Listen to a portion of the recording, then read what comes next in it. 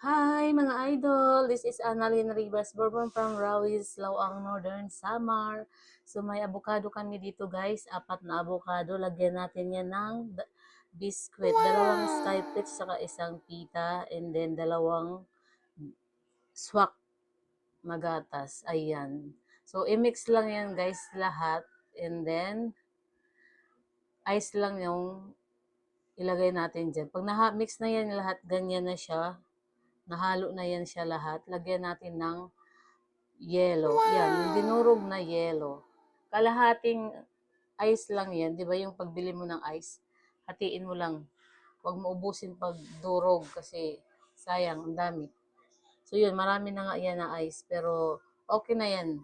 So maano na siya, maganda na. Masarap na siya.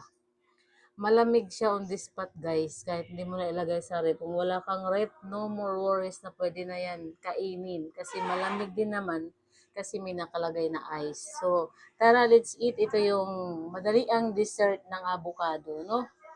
So, ganyan lang paggawa guys. Ayan. Diba? Ang sarap. So, 3 lang pala kami nakakain dito sa bahay. Tapos, bibigyan natin si Tito doon sa kanila. So, yun. 3 cup lang yung lagay ko. Tapos yung the rest, akin na yung iba. Kasi yung 2 kong anak, ayaw nila kumain yan. Iwan ko kung bakit. Charot. So yun. Ayan na guys. So, lantakan na natin to. Ayan. Ang sarap. Kung nag-crave ka ng avocado, ganyan gawin mo. No?